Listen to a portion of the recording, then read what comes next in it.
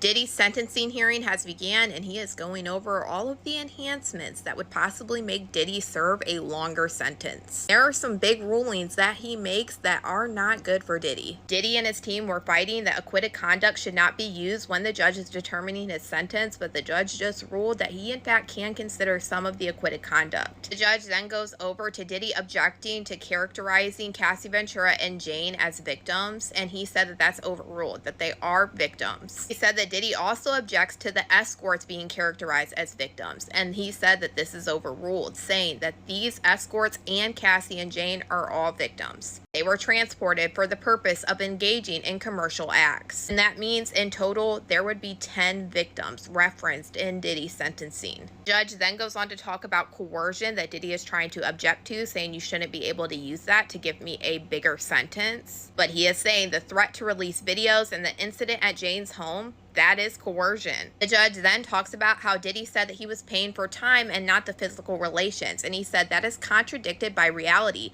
He has not expressed remorse for transporting people for Prosta. He goes on to say that Diddy has challenged his guilty verdict full-throttedly, including after trial. Also goes on to say that Diddy wants to apply the 0-point offender provision from 2003, but 2004 on other issues, and that's not possible. He also said Diddy objects to the $5,000 assessment under the statute because there are no victims. Denied. As mind you, what he just ruled is there's actually 10 victims in total. And Diddy's team basically says they want to leave some stuff on the record just in case they file an appeal, which I say is going to happen because they already said they will appeal this. That usually appeals aren't successful, but what the judge says next is a big deal. Probation department says offense level is 27. I agree with that. The criminal history category is 1.